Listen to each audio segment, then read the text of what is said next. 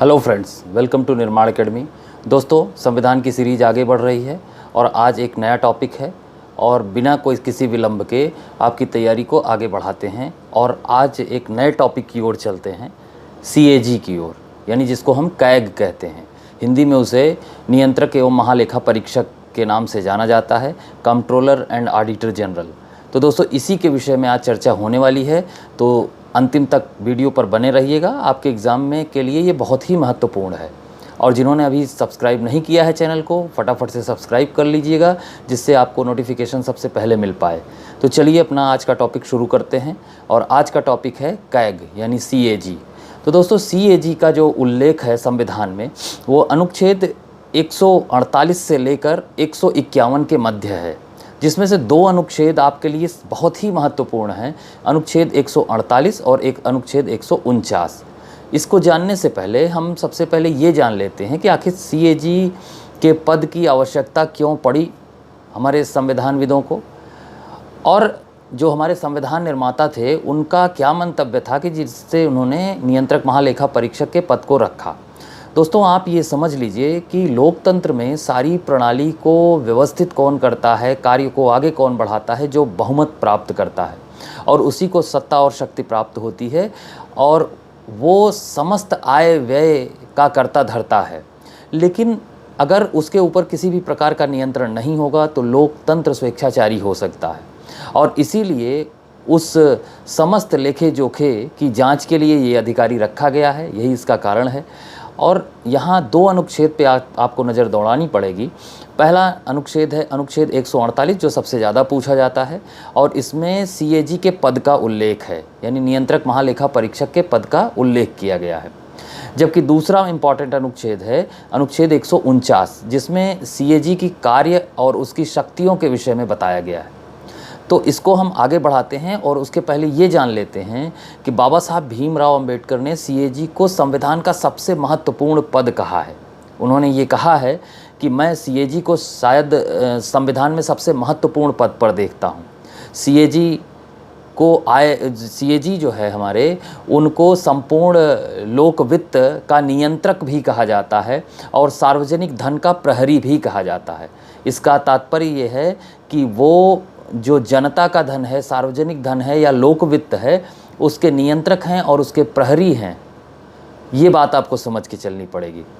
अब जो है हम एक एक करके सीएजी के विषय में जानते हैं कि सीएजी की नियुक्ति कौन करता है। राष्ट्रपति करते हैं। भारत के राष्ट्रपति ही सीएजी की नियुक्ति करते हैं, और भारत के राष्ट्रपति से ही सीएजी पद और गोपनीयता की शपथ लेता है। तो आपसे प्रश्न हो कि कौन नियुक्ति करता है?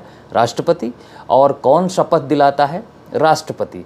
और अगर आवश्यकता पड़ी कि सीएजी अपने पद का त्याग करना चाहते हैं, यानी वो त्यागपत्र देना चाहते हैं, तो वो कार्य भी वो राष्ट्रपति को ही देंगे।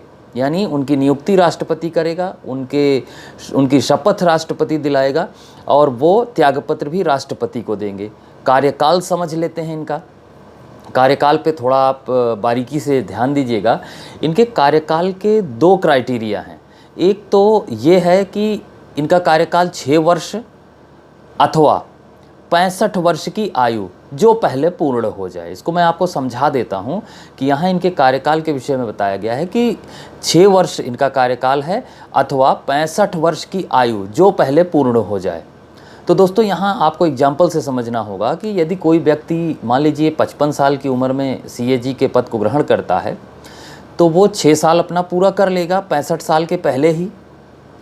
लेकिन अगर कोई व्यक्ति 62 साल की उम्र में सीएजी का पद ग्रहण करता है, तो वो 3 साल बाद ही 65 का हो जाएगा और उसको रिटायर होना पड़ जाएगा। यानी 65 के अंदर 6 वर्ष अगर पूर्ण कर पाएगा तो वो करेगा, अन्यथा वो 65 वर्ष की आयु में रिटायर हो ही जाएगा। तो ये इनके रिटायरमेंट की आयु है। इनको हटाने की प्रक्रिया को समझ लीजिए।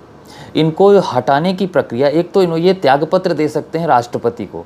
दूसरा, इन्हें कैसे हटाया जा सकता है, तो इन्हें सर्वोच्च न्यायालय के न्यायाधीश की भांति प्रक्रिया द्वारा हटाया जा सकता है। अभी दोस्तों, हम लोगों ने अपने वीडियोज़ में सर्वोच्च न्यायालय और उच्च न्यायालय नहीं पढ़ा है, तो यहाँ मैं आपको एक बार उसको बता देता हूँ। यद्यपि इम्तहान में जो आपको ऑप्शन मिलेंगे वो यही मिलेगा कि इन्हें कैसे हटाया जाएगा, तो सर्वोच्च न्यायालय के न्यायाधीश की तरह। लेकिन सर्वोच्च न्यायालय के न्यायाधीश को कैसे हटाया जाता है? उन्हें हटाने के लिए दोनों सदनों में 2/3 बहुमत से, यानी लोकसभा और राज्यसभा में 2/3 बहुमत से प्रस्ताव पारित होगा और उसके बाद राष्ट्रपति उनको हटाने का निर्णय ले लेंगे।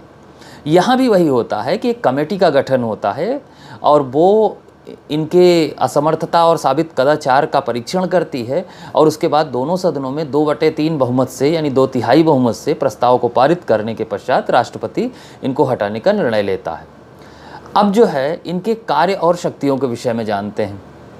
तो इनके कार्य और शक्तियों के विषय में आप बहुत सीधी सी बात को समझ लीजिए, ज़्यादा नहीं सोचना है कि केंद्र और राज्य के जितने आय और व्यय के लेखे होते हैं उनकी सबकी ये जांच करता है। यानी ऐसे समस्त जो लेख हैं जिनमें आय व्यय का लेखा जोखा होता है, उन समस्त आय व्यय के लेखों की ये CAG जांच करते हैं, चाहे वो केंद्र का हो चाहे वो राज्य का हो। दूसरी चीज़ कि केंद्र और राज्य के लेखे जो हैं वो कैसे रखे जाएं, इसका निर्णय राष्ट्रपति करता है, लेकिन वो CAG के परामर्श से करता है। अब आपको यहाँ एक प्रश्न ये पूछा जाता है, एक तो इनका कार्य पूछा जाता है कि इनका कार्य क्या है, तो ये आय व्यय के लेखों की जांच करते हैं। दूसरा एक प्रश्न ये होता है कि ये अपना जो प्रतिवेदन है, जो अपनी रिपोर्ट है, वो किसे देते हैं। तो यहाँ आप आसानी से समझ सकते हैं कि ये केंद्र से संबंधित अपनी रिपोर्ट राष्ट्रपति को देते हैं और राज्य से संबंधित अपनी रिपोर्ट राज्यपाल को देते हैं। और इन दोनों का काम ये है कि राष्ट्रपति जो है उसको संसद के जो सदन पटल है उस पर प्रस्तुत करवाए दोनों सदनों में, और वही कार्य राज्यपाल राज्य में करेगा कि राज्य विधानमंडल के सदन पटल पर राज्यपाल इसको प्रस्तुत करवाता है। उसके बाद इसकी जांच होती है। तो यहाँ आपको प्रश्न क्या बनता है कि राष्ट्रपति ये जो CAG हैं ये अपनी रिपोर्ट किसे देते हैं, तो राष्ट्रपति को देते हैं केंद्र से, और यही पूछा जाता है। लेकिन अगर कभी आपसे पूछ ले कि राज्य से संबंधित रिपोर्ट किसे दी जाती है, तो वो राज्यपाल को दी जाती है।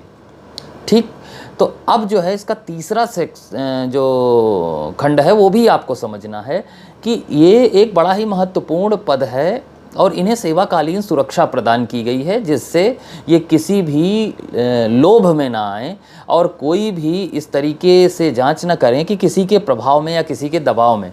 इसीलिए इनको एक सेवाकालीन सुरक्षा प्रदान की गई है। अब उस पर हम लोग चर्चा कर लेते हैं कि जैसे जब ये पद पर होंगे, यानी इनके सेवा काल के दौरान कोई भी इनके वेतन भत्तों में अलाभकारी परिवर्तन नहीं होगा। यानी इनके वेतन भत्तों को कम नहीं किया जा सकता, बढ़ाइए मत लेकिन कम भी नहीं कर सकते।